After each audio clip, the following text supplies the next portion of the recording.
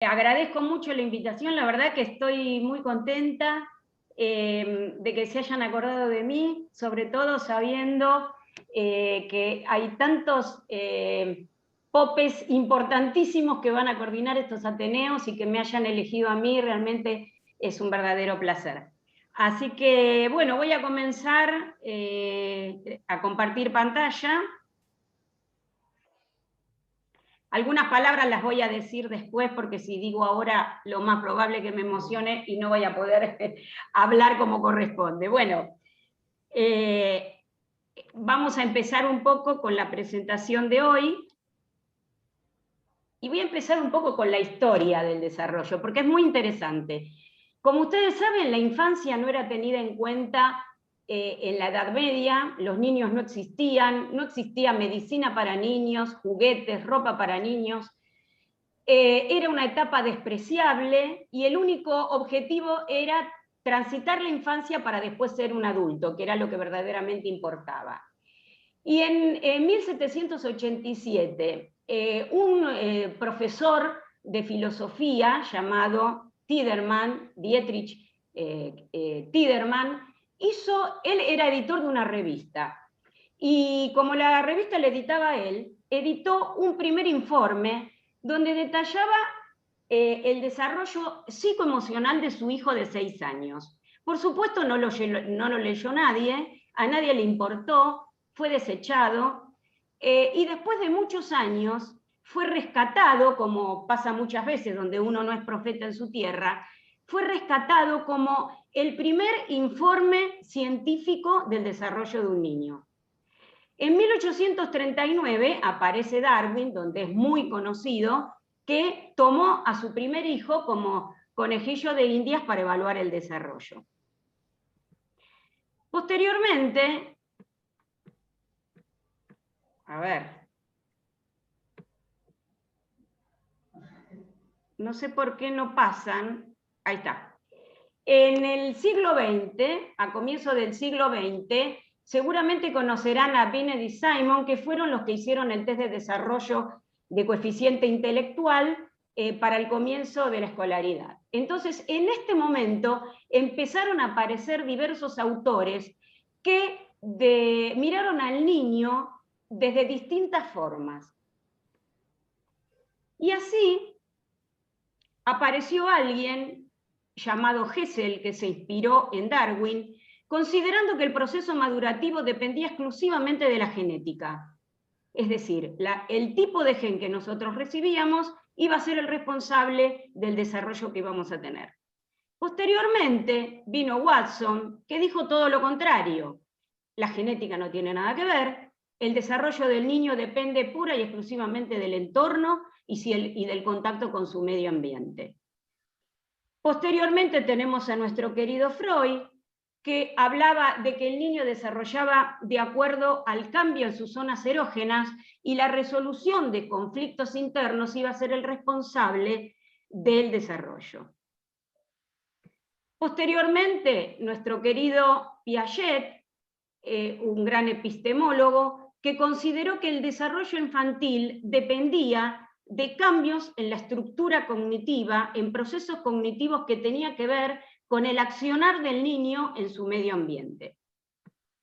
Y por último, no menos importante, para mí uno de los más valiosos, Lev Vygotsky, que vivió solamente 34 años, pero que escribió muchísimas obras, que consideraba que el desarrollo del niño dependía del contexto y es el creador de la teoría histórico-cultural, que para mí es una de las más abarcativas. Lo que yo les propongo hoy es que en lugar de ver al niño atomizado, como lo vieron estos distintos autores, voy a tener una mirada integral y le propongo ver al niño como un sujeto de derecho sensible y competente que posee una estructura biológica que está muy desarrollada ya desde el momento del nacimiento en sistemas complejos que se van a adaptar al medio ambiente. Posee la gran iniciativa, incluso desde el primer día de vida, de reconocer a su cuidador primario y generar respuestas en el medio ambiente e influenciarlo. Algunas cositas que vamos a ver hoy tienen que ver con estos procesos, como son el crecimiento, la maduración y el desarrollo. El crecimiento físico, considerado como el aumento de la masa corporal, basado en procesos como el crecimiento de las células, la hiperplasia y la hipertrofia, que va a decir que todos vamos a terminar el estadio adulto con una antropometría diferente. En íntima relación con la maduración, que es la llegada progresiva al estadio adulto, que indica que todos vamos a llegar al mismo estadio, pero el tiempo madurativo va a ser determinado genéticamente. Estos procesos están íntimamente relacionados entre sí, conformando un sistema organizador de una unidad biológica, que va a estar genéticamente determinada, pero va a estar ambientalmente condicionada.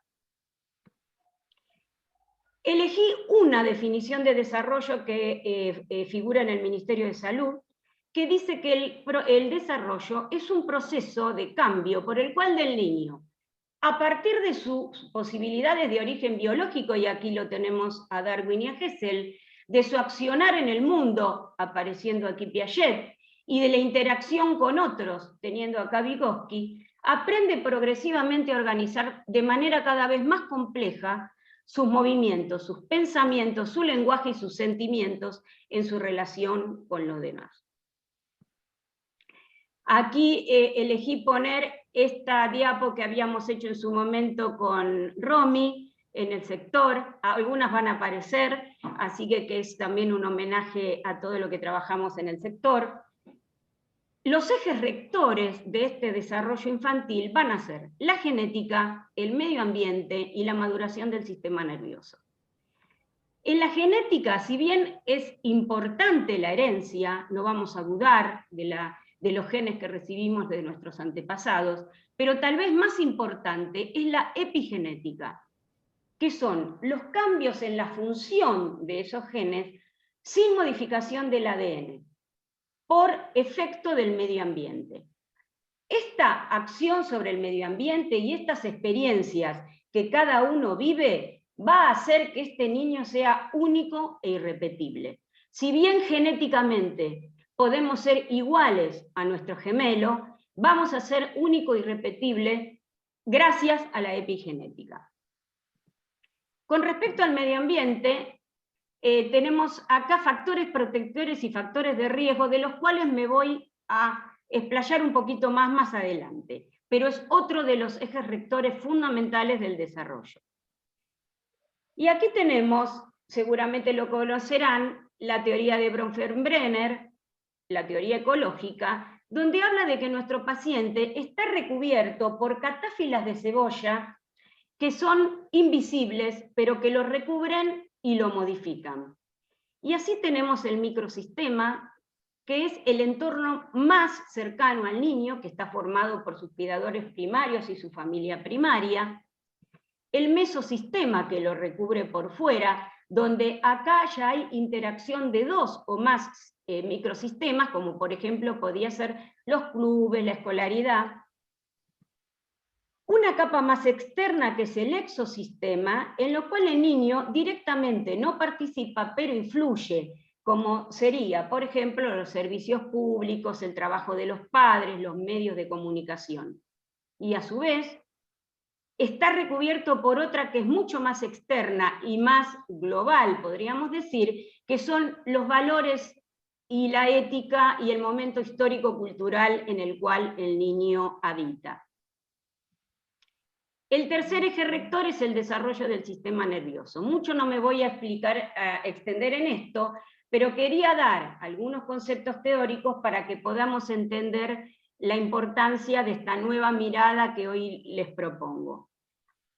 Como ustedes saben, estos son los procesos que están involucrados en la maduración del sistema nervioso, que son la neurogénesis, la migración neuronal, la mielinización del haz piramidal, la formación de sinapsis y la poda de las sinapsis que no utilizamos, la neuroplasticidad cerebral y las experiencias sensoriales tempranas, que son fundamentales. Entonces, en un equilibrio entre estos procesos progresivos, como la neurogénesis, el desarrollo de la glía, el desarrollo de las dendritas, el desarrollo de las axonas, de los sinapsis y de la formación de circuitos de procesamiento, y su equilibrio con respecto a lo que destruye el cerebro, a los procesos regresivos, como serían la muerte celular programada, la muerte celular no programada y el desmontaje de conexiones sinápticas que no usamos, van a dar el cerebro final. Fíjense ustedes cómo en esta imagen se ve cómo se van formando nuevas sinapsis neuronales y después se van a perder las conexiones que no usamos y nos va a quedar un cerebro final. En esta imagen que le puse arriba, es muy elocuente, me pareció muy graciosa, donde se ve una nena donde se le están desmontando las conexiones de lo que supuestamente no va a usar, como son la química, por ejemplo la construcción, los temas de las herramientas. ¿Y qué le reserva este chiste? Hacer el té, planchar, lavar. No lo comparto, pero me pareció tan gráfico de cómo se van desmontando las conexiones sinápticas que no usamos. Muy bien, entonces, el mayor peso que tiene el cerebro, el mayor grosor que tiene la corteza cerebral, el mayor número de glías, esta mayor relación entre la glía y la neurona, la mayor cantidad de ramificaciones dendríticas y de sinapsis, le va a dar al cerebro una gran plasticidad. Les recuerdo que la plasticidad es la modificación de la estructura cerebral en contacto justamente con el medio ambiente, y también lo va a hacer muy vulnerable. Tengan en cuenta que al nacimiento hay billones de neuronas y trillones de conexiones sinápticas, y que mientras los genes me van a aportar la arquitectura básica, el medio ambiente me va a dar el modelo final. Estas experiencias vinculares tempranas van a producir modificaciones en el sistema nervioso central, incluso intraútero. Es decir, por eso es importante averiguar cómo fue el embarazo, cómo lo vivió la madre y la presencia o no de crisis durante el embarazo, porque estas experiencias vinculares tempranas van a producir alteraciones en el sistema nervioso central a través de su capacidad de favorecer el trofismo del cerebro y la conformación y mantenimiento de circuitos de memoria y aprendizaje. Este escáner es bastante característico, lo habrán visto cómo es el escáner cerebral de un niño normal y de un niño extremadamente abandonado, donde aparte de ver un perímetro cefálico más pequeño, se ve una atrofia cerebral. Con esto le digo que todas las experiencias que nosotros vivimos no solamente influyen desde el tipo de vista emocional, sino también estructural y biológico. Según la teoría jerárquica que todos conocemos, donde el cerebro comanda al resto del organismo, ustedes saben, lo deben haber visto también en la unidad para los residentes y los alumnos, esta teoría jerárquica nos habla de que el eje va de cefálico a caudal, de proximal a distal, de subcortical a cortical y de involuntario a voluntario. Y que esto se debe a cambios en las capacidades motoras gruesas por la maduración del sistema nervioso, por la mielinización de la piramidal, donde los centros superiores corticales van a inhibir a los centros inferiores subcorticales, que van a quedar subsumidos por la acción de la corteza. Mediante esta mirada, el medio ambiente va a jugar un rol secundario. La nueva mirada que les propongo es la tomada por Karel y Berta Bobat. Karel era médico y Berta era una fisioterapeuta y profesora de educación física de Londres, que ellos miraron al niño y al adulto de una manera global y holística, y estudiando las personas que habían tenido un daño neurológico, posicionándose del lado de sus capacidades, veían cómo podían disminuir los riesgos y las carencias y potenciar lo que tenían para poder mejorar su calidad de vida. Entonces consideraban que todas las terapias eran únicas e individuales para cada persona. Entonces, favorecía el máximo potencial del niño centrándose en sus capacidades, basándose en una concepción sistémica. La concepción sistémica se basa en que el niño va a tener una multiplicidad sensorial de entrada.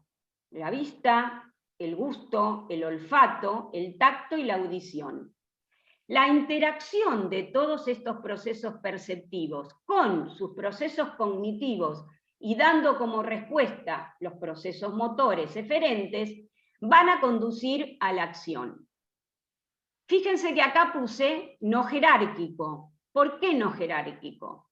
Porque acá lo que vamos a empezar a pensar es que el cerebro no es el que comanda todo, el desarrollo no es próximo distal, sino que también va a ser distal proximal, es decir, que va a ser bidireccional. El cerebro va a procesar distintas formas de resolver y solucionar problemas y que el niño va a aprender de tareas, de retos a resolver y no de movimientos aislados. Esto es sumamente importante. La motivación y el interés va a ser lo fundamental para que el niño tenga éxito en su acción. El medio ambiente le va a responder con una retroalimentación positiva y va a moldear las acciones futuras. Ejemplo, niño de 6 meses, de cúbito ventral, quiere tomar un juguete. No lo alcanza, entonces, de casualidad, estruja su sabanita y el juguete se le acerca. La motivación y el interés le genera una tarea, estrujar la sábana, atrae el juguete, éxito de su acción, retroalimentación positiva, molde para las acciones futuras. El desarrollo, entonces, es producto de eventos y tareas. Este sistema holístico, donde se ve al niño como un todo, va a manifestarse en la atención, la socialización, la intencionalidad fundamental, ¿no? El deseo y la intencionalidad, la memoria, el lenguaje, el pensamiento y el control motor. Vamos a ver las trayectorias del desarrollo, agradeciéndole también a la tarea que hicimos con Romina en el sector. Vamos a ver qué necesita el niño para tener un desarrollo típico. Una estructura cerebral indemne, una experiencia ambiental favorecedora, una nutrición que le permita un aporte de proteínas, grasas, hidratos de carbono que le permitan desarrollar el cerebro, oportunidades sociales y circuitos de retroalimentación. Todo esto va a producirle un desarrollo típico. Gracias a Dios, el desarrollo típico es un 90 o un 95% de los niños. ¿Y qué características tiene este desarrollo típico?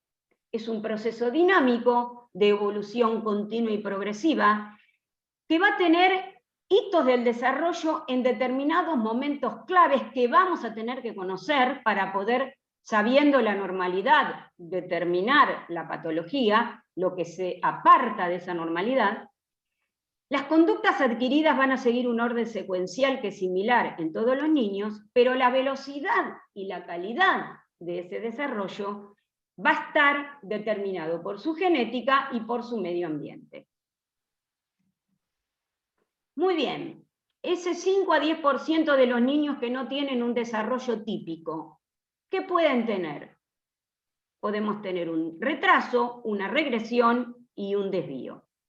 ¿Qué sería el retraso?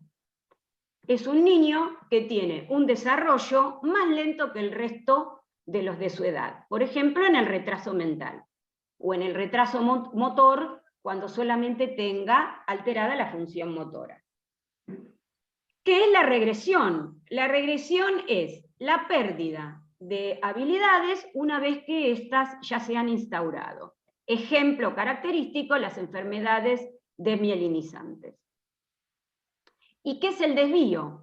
El desvío es cuando una pauta madurativa no se corresponde con el resto de las determinadas pautas. Por ejemplo, en el trastorno del espectro autista, donde el niño puede tener un sistema motor totalmente acorde a su edad cronológica, mientras que su lenguaje está francamente alterado.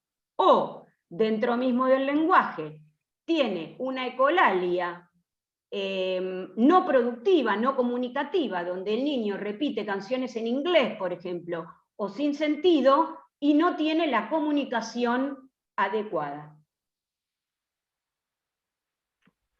Como ustedes ya saben, no me voy a extender demasiado, desde el punto de vista didáctico, el desarrollo se divide en 4 áreas: personal social, motor fino, lenguaje y motor grueso. Lo social va a expresar la relación con las personas, la cultura, el reconocimiento de las emociones, la habilidad para convivir y relacionarse con otros, y la socialización fuera del ámbito familiar, por ejemplo, en el colegio. La coordinación motora fina va a manifestarse con el contacto y la manipulación de los objetos, fundamentalmente el desarrollo de la mano, la percepción visomotriz, la representación de la acción, el juego simbólico, la imitación y la figuración gráfica. El lenguaje le va a permitir comunicar información, sentimientos, sensaciones, emociones, e intervenir en procesos cognitivos fundamentales como la memoria, el razonamiento, el planeamiento y la resolución de problemas. Y la motricidad gruesa se va a relacionar al tono, a la postura y la locomoción, y siempre, por supuesto, va a estar motivada por el deseo y la necesidad de obtener un acto, como dijimos en el ejemplo anterior. La acción de un repertorio biológico que se va a expresar en función de la relación del niño con su medio. Muy bien. Habiendo dicho esto como generalidad, no voy a poder, en noción del tiempo, hablar de todas las pautas a una determinada edad, pero sí me voy a centrar en algunas banderas rojas que me gustaría que queden en el aspecto general del desarrollo, y algunas en el área específicamente motora, del lenguaje, que es el área que más está alterada en el neurodesarrollo. Por supuesto, una marcada o hipertonía en el primer trimestre de vida, ya saben tomarlo, con el ángulo popliteo y la prueba de la bufanda. Un llanto monótono o continuo, marcada irritabilidad, que no puede tranquilizarse, no puede dormir, no puede apaciguarse por sí solo. La presencia de alto riesgo social, como drogas, alcohol, violencia familiar, ausencia de redes de contención familiar, ausencia de fijación ocular, ese movimiento errático ocular de nistagmo que indica que el niño después del primer mes de vida no fija la mirada, falta de respuesta a los sonidos y ausencia de sonrisa social como el gran primer organizador del psiquismo de René Spitz. Al tercer mes se agrega, al final del primer trimestre, es decir, ya en el tercer mes, la falta de sostén cefálico, la persistencia de reacciones primitivas, y fíjense que no digo reflejos arcaicos, sino reacciones primitivas, que seguramente Romina de Biasio les habrá explicado, y la ausencia de línea media. La persistencia del tónico cervical asimétrico y ausencia de esa línea media es un factor de riesgo, una bandera roja importantísima. Avanzando ya en el segundo trimestre, la marcada hipohipertonía, el llanto monótono continuo, la marcada irritabilidad, la persistencia de estos signos es fundamental. Y acá puse en rojo la ausencia de sonrisa social, porque si ya a esta edad no tiene sonrisa social, nos puede estar hablando de algunas cosas importantes en el psiquismo de este niño en formación. Y la ausencia de intención comunicativa. El niño a esta edad tiene que tener intención comunicativa, es decir, sonreír, ante el otro, empieza a aprender ese diálogo, esos turnos comunicativos con el adulto, la falta de sostén cefálico y de respuesta a los sonidos, la persistencia de las reacciones primitivas, la inclusión permanente del pulgar y la falta de organización de los ciclos del sueño. A esta edad, el núcleo supraquiasmático ya empieza a madurar y ya puede el niño diferenciar perfectamente sueño de vigilia. Entonces, ya tiene que tener una pausa nocturna bastante bien establecida.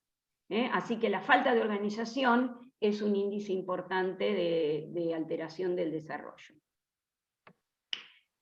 Avanzando en el desarrollo, seguimos con la marcada hipohipertonía, el desinterés en manipular objetos. Este niño ya puede manejar la mano, ya tiene, no tiene pinza radial todavía, pero tiene la parte cubital de la mano donde puede prender los objetos voluntariamente.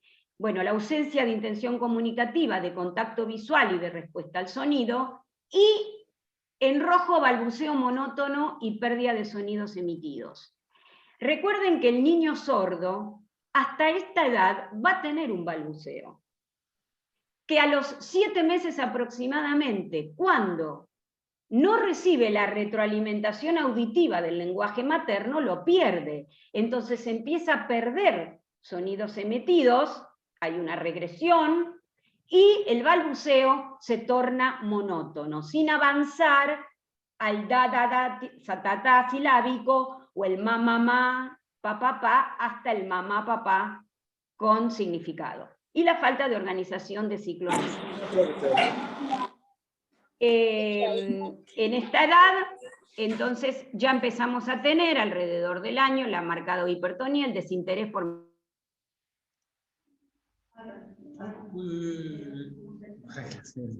¿Qué hace Gladys sin querer? Gladys, está silenciada.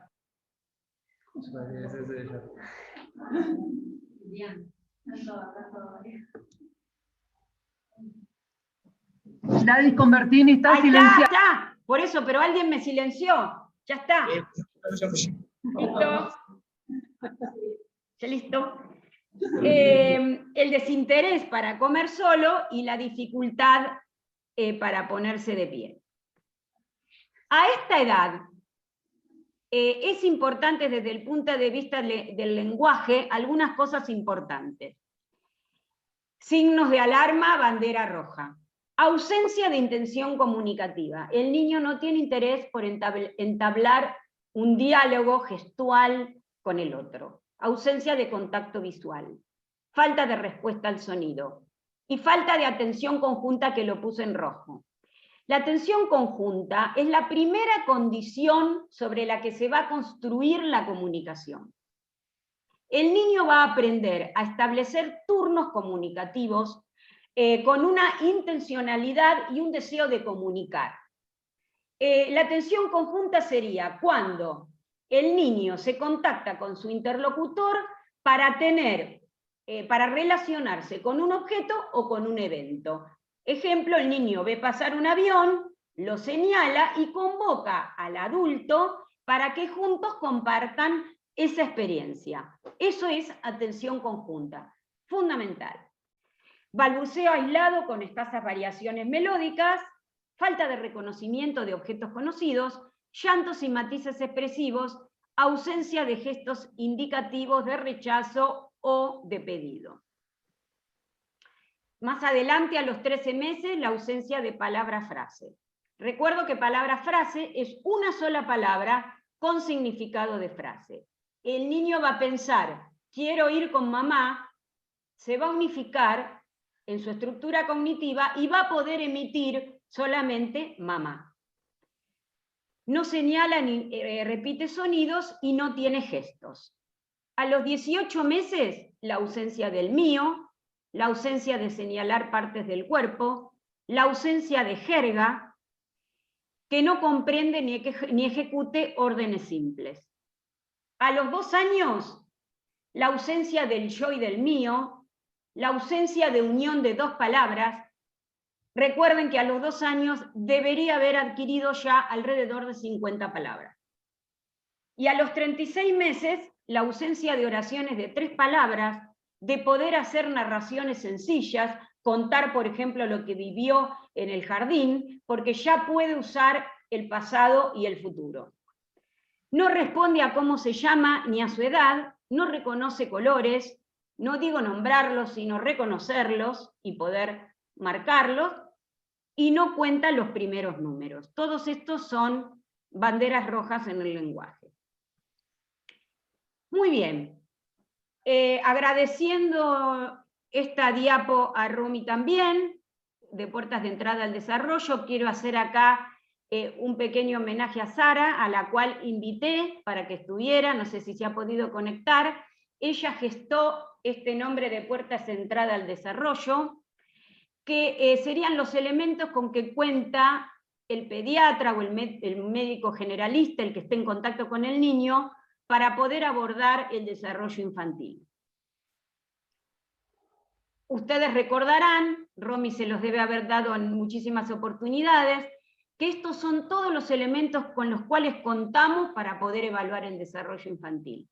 El cómo come, el cómo está creciendo, el cómo duerme, el cómo juega, el cómo es y qué hace durante el día, cómo está constituida la familia, cómo es su relación con el entorno más próximo como la escolaridad, cómo es su barrio y qué logros desde el punto de vista madurativos han tenido. Ahora vamos a ver rápidamente estos. ¿Por qué puse el primero la alimentación?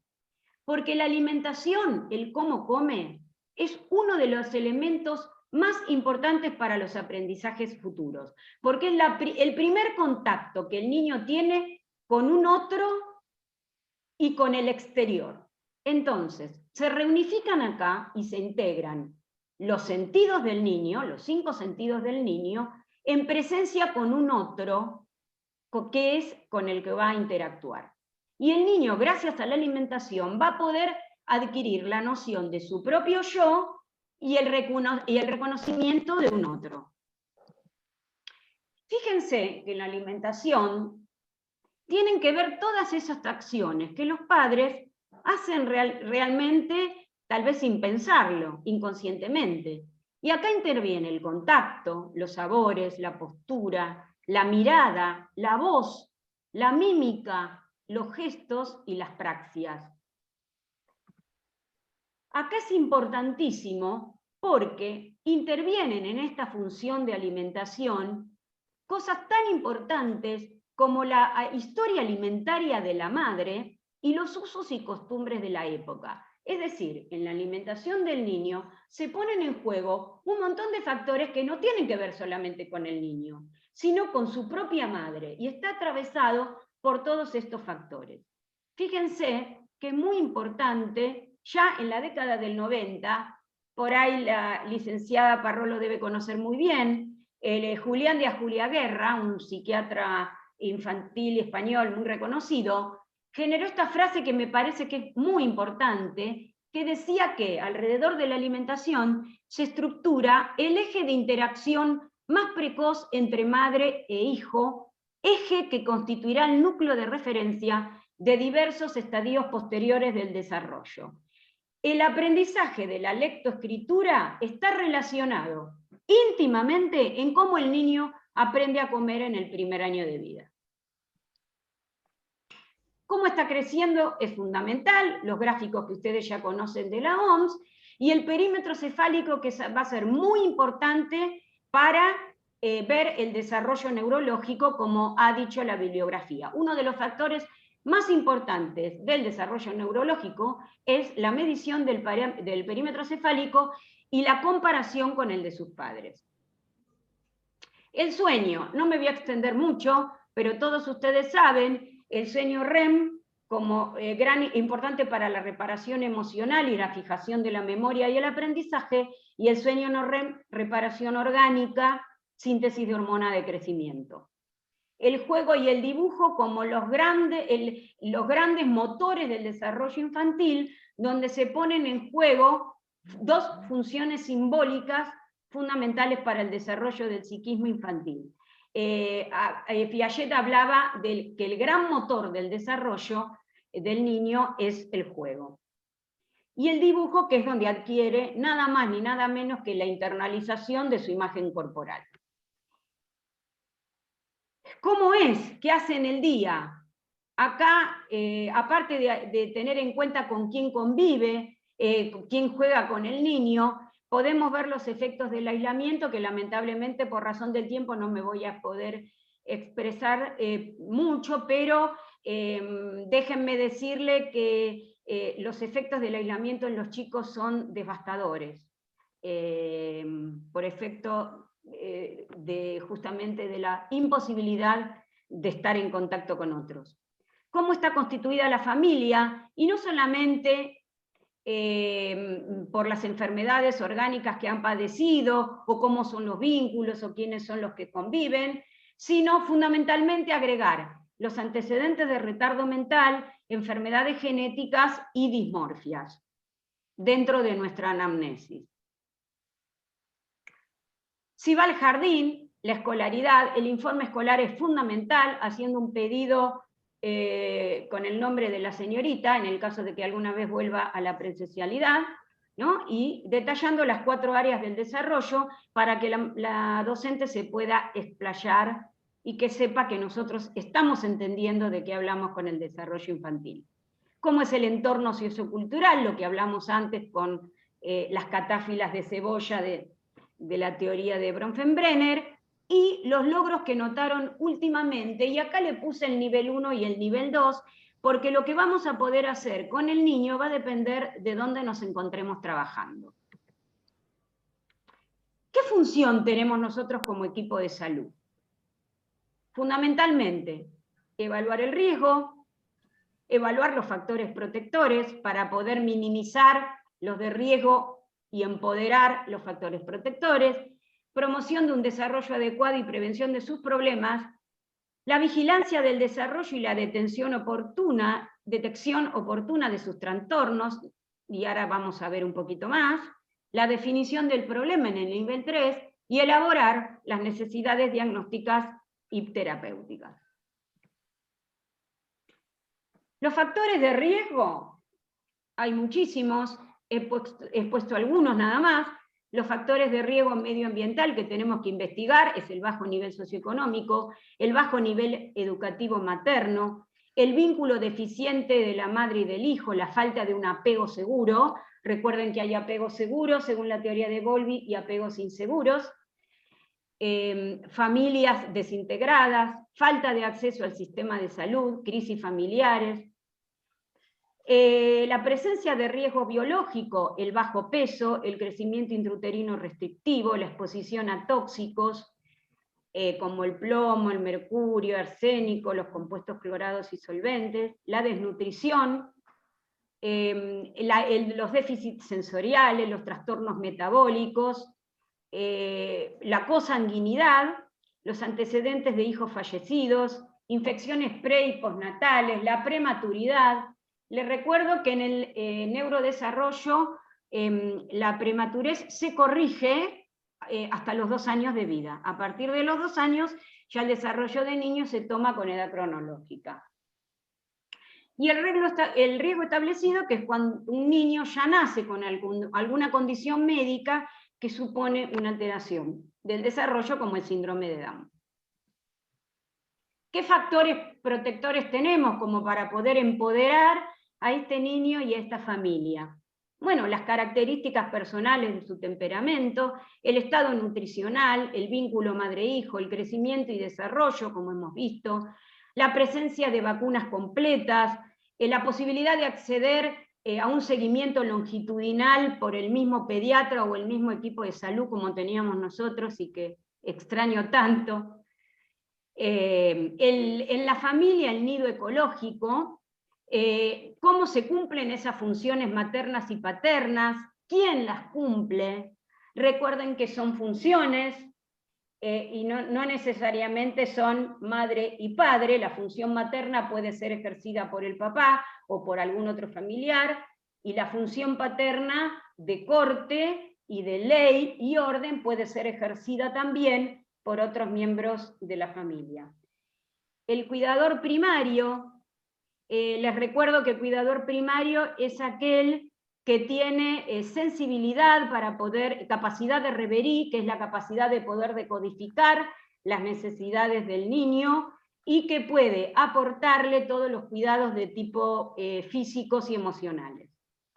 Si esa familia está atravesando por crisis, las crisis que son crisis vitales, como por ejemplo la entrada al jardín, o una crisis accidental como una separación, la muerte de algún familiar, en estos momentos, que es tan importante las muertes de algún familiar por COVID, otra crisis accidental como la mudanza, una de las principales crisis en los niños, y en la sociedad esta nutrición social tan importante que va a ser el vínculo con otras familias del barrio, instituciones, etc.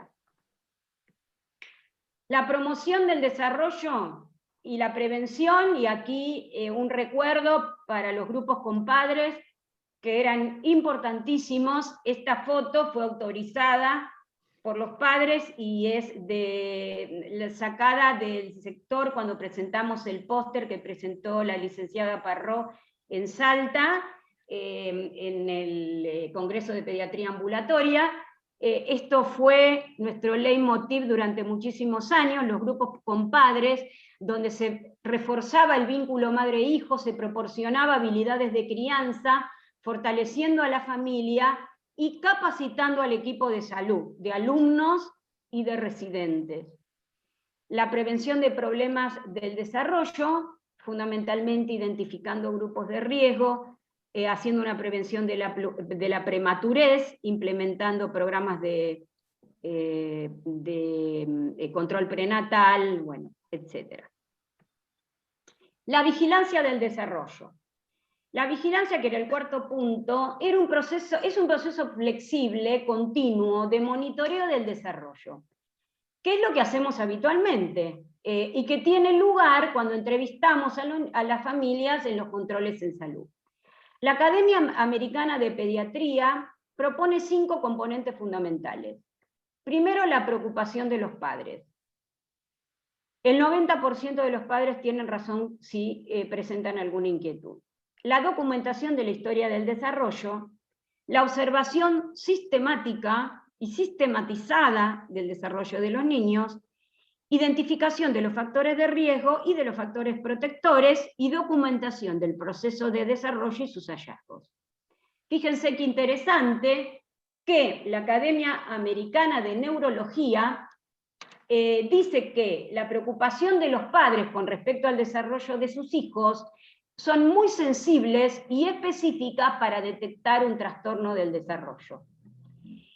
Les propongo que busquen esta guía práctica del 2019 de detección de dificultades en el desarrollo infantil que sacó la provincia de Neuquén, el Hospital Castro Rendón, donde hace una revisión sistemática de guías de práctica clínica, metaanálisis y revisiones sistemáticas y artículos originales sobre desarrollo infantil, y da una guía para que pueda ser empleado por todo el equipo de salud. Así que se los recomiendo para que la puedan utilizar, porque hay algunos anexos muy importantes e interesantes. Aquí figura que se recomienda la realización de una pesquisa adicional de desarrollo ante la preocupación parental en cualquier edad, ya que la opinión de los padres expresada tanto oralmente como en la consulta, como en un cuestionario, contribuyen a mejorar la focalización de niños en riesgo. Quiere decir que un tip fundamental para hoy es que hay que jerarquizar la preocupación de los padres. Nunca más el ya va a hablar, el ya va a caminar. La preocupación de los padres hay que hacerla jerarquizar, porque es muy sensible y específica. ¿Por qué es importante la detección oportuna de las alteraciones del desarrollo? Porque hay una alta prevalencia de trastornos del desarrollo, aproximadamente un 20%, según el doctor Lejarraga, y porque la detección oportuna me va a permitir una intervención. Y esta intervención oportuna me va a permitir un beneficio a futuro un beneficio inmediato que va a ser mejorar la calidad de vida hoy del niño y la familia. Y va a tener un beneficio a futuro, no solamente para el sistema de salud, sino también para el sistema educativo de la propia familia y del niño y de toda la sociedad. Y van a ser seres adultos pensantes, que es muy importante. Ustedes saben bien a qué me refiero. Bueno, ¿cuáles son las principales características del desarrollo en el aspecto neurológico? Y esto también es encontrado en la bibliografía. El crecimiento del perímetro cefálico, para compararlo con el de los padres. ¿Tiene una microcefalia absoluta, relativa? ¿Tiene una microcefalia absoluta o relativa? Tenemos que investigarlo. Y las alteraciones fenotípicas, estos son los dos factores más importantes. ¿Tiene algún rasgo dismórfico? ¿Tiene una cara rara, peculiar, como ponemos habitualmente? ¿Es parecido a la familia? ¿Tiene algún rasgo inusual que nos llama la atención? La presencia de alteraciones en la piel, como manchas café con leche, neurofibromas, signos neurológicos, hipertonía, hipotonía, convulsiones, movimientos anormales. ¿Tiene una visión, una audición y una visión adecuadas? ¿Las hemos chequeado para ver si están adecuadas? ¿El examen cardiovascular y respiratorio es normal o el trastorno del desarrollo del niño es secundario a una alteración orgánica de otro sistema? El examen abdominal para ver si tiene, por ejemplo, alguna visceromegalia y esto sea un retraso de una causa, por ejemplo, de una metabolopatía, una enfermedad de depósito. Y el desarrollo y la alteración del desarrollo es un dato más. Muy bien. Y con respecto a qué podemos hacer en los distintos niveles, como les adelanté, si estamos en un nivel 1, en una atención primaria de la salud, aparte de hacer un control clínico y una antropometría completa, con evaluación del crecimiento estático y dinámico y la velocidad de crecimiento que es tan importante, la promoción y prevención, a la puericultura, alimentación saludable, la vacunación completa y la vigilancia y acompañamiento. ¿Qué hacemos en la vigilancia y acompañamiento? Fíjense, según la bibliografía, cuando solamente el desarrollo lo evaluamos de acuerdo a lo que sabemos por nuestra formación médica, podemos detectar una alteración del desarrollo en menos de un 30% de los casos, a menos que tengamos muchísima experiencia. Entonces, la propuesta es que utilicemos una herramienta de vigilancia y de pesquisa, que no son lo mismo, estandarizadas, para que podamos subir ese porcentaje nada menos que a un 70-90%. Otro tip de hoy, utilizar alguna herramienta para apoyarnos en la evaluación del desarrollo. Una de las grillas importantísimas de vigilancia es el IODI, que es, como ustedes lo ven acá, fue realizada por Maternidad e Infancia en el Ministerio de Salud, por grandes amigos como la doctora Sara Krupiski, la licenciada Alicia Di Ciancia, Iris Shapira, a la cual agradezco todo lo que nos enseñó en la carrera de neurodesarrollo, y según los autores, para el que lo quiera buscar, está en la página del ministerio, o yo se las puedo pasar, es una grilla ni de pesquisa ni de diagnóstico, simplemente sirve para que nosotros podamos sistematizarnos en la evaluación del desarrollo, no perdamos ningún elemento, ningún ítem, consta de 54 ítems, fíjense que los 3 primeros, ustedes acá por ahí no lo van a ver bien, pero los 3 primeros se relacionan al vínculo entre el cuidador primario y el niño, es hasta los 4 años de edad, no requiere un material específico, se hace con los elementos que tenemos en el consultorio, y es útil, según los mismos autores, como una ayuda a memoria, una guía, ordenador, para no olvidarse de nada. Así que les propongo que lo busquen y lo puedan empezar a implementar. Si nosotros estamos en un nivel 2, en un nivel un poquito con más capacidad de diagnóstico, y podemos hacer un diagnóstico oportuno y hacer pruebas de screening, acá vamos a ver que algunos niños pueden ser detectados una alteración del desarrollo en una población supuestamente sana. Ese es el diagnóstico, la definición de test de pesquisa, la detección de alteración del desarrollo en una población supuestamente sana. Eso nos va a permitir una intervención oportuna. ¿Y qué test de screening o tamizaje podemos encontrar? Fíjense, primero, ¿cuándo hay que pesquisar? La Academia Americana de Pediatría propone, mediante test de pesquisa y vigilancia, hacerlo a los 9, a los 18, a los 24 o 30 meses y a los 36 meses. Para aquellos niños cuya vigilancia presenta preocupaciones sobre el desarrollo, utilizando pesquisa. Es decir, yo realizo vigilancia, por ejemplo el IODI, que está estandarizado para la Argentina.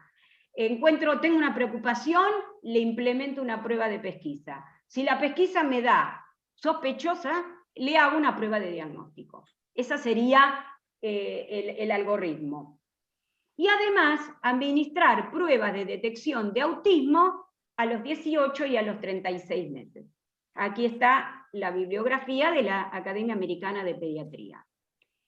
El Comité de Crecimiento y Desarrollo de la SAP propone utilizar una prueba de pesquisa a los 18 y a los 36 meses en niños de bajo riesgo, una vez por año, antes de los 6 años en niños de alto riesgo, y en cualquier niño cuando haya signos de alarma. Por ejemplo, una preocupación de los padres.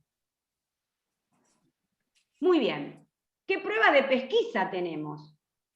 Bueno, una de las pruebas de pesquisa que llevo en mi corazón, como ustedes sabrán, es la Prueba Nacional de Pesquisa, la PRUNAPE, que tiene 79 ítems, requiere capacitación, requiere un kit y requiere también hacer un curso como para poder capacitarse y que todos tomemos las pruebas y estandarizar las pruebas.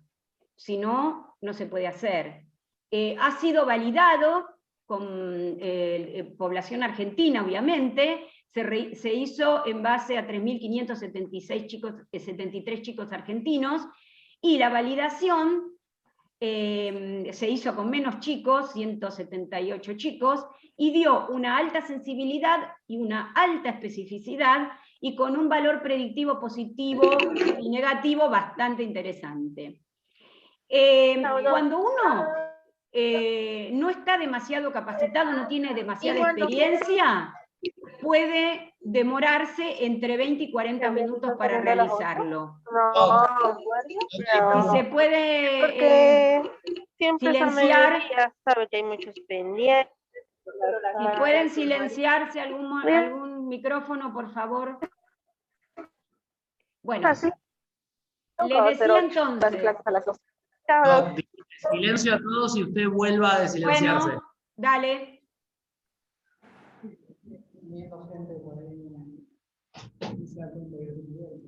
Ahí va. ¿Me escuchan?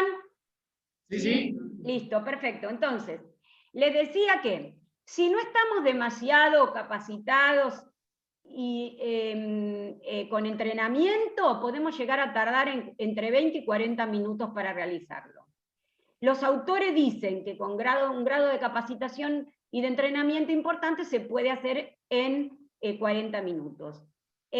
Toman el área personal social, motor fino, motor grueso y lenguaje, se hace hasta los 6 años, y los autores proponen que en los niños de bajo riesgo, como recomendación de máxima, hacerlo al año, a los 3 años y a los 5, y de mínima al año y a los 3 o 4 años. Y en los niños que presentan alto riesgo, como recomendación de mínima, hacerlo en cada consulta, y como recomendación de máxima, perdón, en cada consulta, y de mínima hacerlo al año, a los 3 años y a los 5. Esta es la grilla de la PRUNAPE, que está dividida en el área personal social, el motor fino, el lenguaje y el motor grueso. Otra prueba que les quiero dejar hoy es el ASCII-3, que está estandarizada para niños argentinos a partir del 2018, que es una tabla de cuestionarios que constan de 30 preguntas dividida en 5 áreas: comunicación, lenguaje, motricidad fina, gruesa, resolución de problemas y área sociopersonal. Les recomiendo hacerla porque tiene una alta sensibilidad y especificidad y requiere simplemente que los padres la contesten, lo cual puede llegar a tardar menos de 10 minutos. Lo he comprobado con algunos pacientes. Y las grillas son hasta los 66 meses de vida. Les recomiendo, es muy amigable, lo pueden practicar, se lo pueden mandar incluso por mail a los padres y se lo devuelvan realizado. Ojo que una grilla de este tipo no es solamente esto. Después en la consulta personal van a revisar al niño y van a evaluar si lo que dicen los padres es lo correcto. Es decir, que una herramienta de pesquisa de cuestionario se continúa con otra de determinadas pruebas en vivo y en directo. Fíjense qué interesante, que cuando en el Hospital Durán hicieron la validación, se dieron cuenta que nuestros niños no cumplían las pautas como los americanos, y los baremos son diferentes. Entonces, en comparación con las normas norteamericanas, nuestros niños de Buenos Aires tuvieron menor rendimiento en el área, como les puse aquí, de comunicación y de resolución de problemas. Por lo tanto, para poder evaluar a nuestros niños, utilicen los baremos argentinos, si no nos van a dar sospecha de desarrollo de más. Les había dicho que otra prueba de pesquisa para detectar autismo entre los 18 y los 36 meses está el MChat, que también se requiere lápiz y papel nada más, se basa en 20 preguntas, 20 ítems, con una respuesta dicotómica, sí y no, que después el pediatra evaluará para ver cuáles de nuestros pacientes están en riesgo de autismo, de trastorno del espectro autista. Muy bien, una vez que estamos en el nivel 3 y que tenemos un niño con una sospecha, vamos a tener que hacer un test de diagnóstico y ya a indicar una estimulación oportuna, una habilitación o una rehabilitación. La diferencia es que en la habilitación yo le estoy aportando al niño habilidades de las cuales carece. Mientras que la rehabilitación es que el niño vuelva a adquirir alguna habilidad que perdió por su patología y la vuelve a tener. El Bayley sería la clásica prueba de diagnóstico. Esto requiere una capacitación y requiere tener autorización para emplearla. El kit es muy caro, sale $1.500 aproximadamente, se tarda mucho y no hay algunos centros en el país que lo hacen. Muy bien, ya estamos terminando, ya falta poco, estamos en el punto 5. Tenemos que identificar el problema, ya le hemos hecho pruebas diagnósticas, entonces, ¿qué es lo que tiene nuestro paciente? ¿Tiene un retraso parcial o global? ¿Un área o varias áreas? ¿Qué alternativas de diagnóstico tenemos? Fíjense que Narbona en el 2001 proponía estas posibilidades diagnósticas: que fuera un niño con un tempo madurativo más lento, que fuera un verdadero retraso asociado a enfermedades crónicas no neurológicas, como les dije antes, por ejemplo, una enfermedad renal o una enfermedad cardíaca o pulmonar que asociado tiene un retraso madurativo, un retraso por faltas de estímulo medioambiental, un déficit sensorial aislado, manifiesta un daño cerebral no progresivo de algo que paso intraútero. Es un retraso del desarrollo que posteriormente se va a asociar con un futuro retardo mental. ¿Es un trastorno autista? Bueno, las posibilidades diagnósticas en la actualidad, según el DSM-5, a partir del 2014, son estas: discapacidad intelectual, trastorno del espectro autista. Recuerden que todos lo que estaba escrito antes en el DSM-4, que incluía el Asperger, el Rett, el TGD no especificado de otro modo, quedaron subsumidos todos dentro del trastorno del espectro autista. Trastornos por déficit de atención e hiperactividad, trastornos motores, trastornos específicos del aprendizaje, trastornos de la comunicación y otros trastornos del desarrollo neurológico. ¿Es estático o progresivo? ¿Es orgánico, medioambiental o mixto? Muy bien, y ahora, ¿qué hacemos? Ya tenemos un diagnóstico. ¿Cómo nos manejamos? Nosotros somos el eje del equipo, entonces tenemos que coordinar a ver qué hacemos. Somos lo que vamos a traducirle a los padres, lo que los especialistas digan, y tenemos que pensar en qué vamos a hacer con este paciente. Fíjense que los estudios complementarios son bastante controvertidos, la utilidad que nos van a dar. Y el rendimiento es variable, que puede ir de un 10 a un 81%. Los estudios metabólicos son variables, como dicen acá, por ahí ácidos orgánicos urinarios, los aminoácidos séricos. Si nosotros tenemos alguna sospecha, podemos arrimar el bochín y nos puede dar positivo. Los estudios citogenéticos, si el niño tiene un trastorno del desarrollo sin causa aparente, o si tiene antecedentes de alguna enfermedad genética, antecedentes de hermanitos muertos, o con retraso madurativo, dismorfias. Estudio de hipotiroidismo o intoxicaciones por plomo, si la anamnesis lo amerita. El electroencefalograma, si hay convulsiones o sospecha de epilepsia. Las neuroimágenes tienen un rendimiento de un 50%, no siempre, fíjense que va a ser útil. Y la exploración de las funciones sensoriales también van a tener una utilidad variable. La visión entre un 13 y un 50%, y la audición un 18%. ¿Qué vamos a hacer? Tenemos que pensar en las interconsultas. Fundamental que cuando nosotros referimos al paciente, tengamos una contrarreferencia. No es una expulsión, no es una derivación y que el paciente se arregle. Nosotros tenemos que acompañarlo en esa interconsulta y estar en contacto con los interconsultores para referir al paciente y tener la contrarreferencia.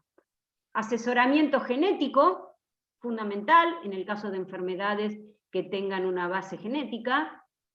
Prevención y manejo de las complicaciones. Y acá un factor que me parece importantísimo: seguimiento y continencia del niño y su familia. No descuidar la salud integral de ese niño. Ese niño que va a tener una determinada patología del desarrollo, va a tener que tener una alimentación adecuada, va a tener que tener el esquema de vacunación completo, y no descuidar a sus hermanos, que muchas veces son los grandes olvidados, donde el niño enfermo toma todo el tiempo de la familia y el hermanito queda a la buena de Dios. Entonces también, como médicos de familia, como pediatras, médicos de la familia, tenemos que estar también pendientes de sus hermanos. La estimulación integral es fundamental porque le va a permitir a los padres que nosotros los podamos reforzar el vínculo con sus hijos, movilizar esos elementos protectores que tienen, empoderarlos, para poder también minimizar los efectos adversos del medio ambiente, estimularlo acerca de la importancia del contacto físico, del juego, del lenguaje, y hacer una reevaluación periódica del desarrollo. Bueno, para ir terminando, como una conclusión, les dejo estos puntos que me parecen como resumen importantes para que podamos sintetizarlo. Considerar la anamnesis ampliada, la historia, no el interrogatorio, sino la anamnesis ampliada que ustedes ya me han escuchado en algunos momentos hablar de la diferencia entre anamnesis e interrogatorio. La historia prenatal, fundamental. La postnatal, ¿hubo alguna infección posterior? ¿Cómo fue la historia del desarrollo? En este caso, con el tema de la pandemia, es muy importante pedir videos, porque hay niños que no vimos en un año. Entonces, el pedido de videos me va a servir para ver cómo se desarrolló el niño, porque la madre, cualquier madre puede llegar a tomar los videos de los niños jugando, o cuando empiezan a caminar, o cuando comen solos. Entonces, es fundamental esta herramienta. Escuchar a los padres y a los niños. Cuando los niños están en una cierta edad, ya hay que tener como interlocutor al niño. Realizar un examen físico completo, sin duda, incluyendo los aspectos neurológicos que les dije. Conocer a la familia, la importancia del seguimiento longitudinal, si es posible por el mismo profesional. Establecer el grado de riesgo biológico y medioambiental, evaluar los factores protectores, estos recursos que tiene la familia, la resiliencia que cada familia vive, que atraviesan una crisis y salen fortalecidos de esta crisis, como realmente tenemos que estarlo ahora en el medio de esta pandemia, que espero que podamos salir todos enriquecidos y un poco mejor, seres humanos mejores, más empáticos. La promoción y prevención de los problemas del desarrollo, implementar instrumentos estandarizados de vigilancia y de pesquisa, capacitarse y fomentar la interdisciplina. Fíjense todos los interconsultores que tenemos que estar, con los cuales tenemos que estar en contacto. El neurólogo, el servicio social, kinesio, terapia ocupacional, psicología, psiquiatría, psicopedagogía, fonoaudiología, la escuela y otros. Pido disculpas si me olvidé de alguno. El último tip importante, iniciar un tratamiento aún antes de caracterizar el problema. No importa que el niño no tenga la etiqueta o el rótulo, no me importa qué es lo que tiene. En cuanto yo detecto una alteración del desarrollo, tengo que iniciar un tratamiento. La bibliografía cuenta que la implementación de servicios de intervención temprana cuando se identifica un retraso en el desarrollo mejora el desarrollo cognitivo y el rendimiento académico, y fíjense qué importante, disminuye la participación en conductas de riesgo. Es decir, lo que hagamos nosotros ahora, vamos a estar sembrando la semilla de un ser humano mejor cuando crezca. ¿Cuánto le puse? ¡Ay! Bueno, una hora. Listo. Muchísimas gracias. Les dejo mi mail por si me quieren hacer alguna consulta.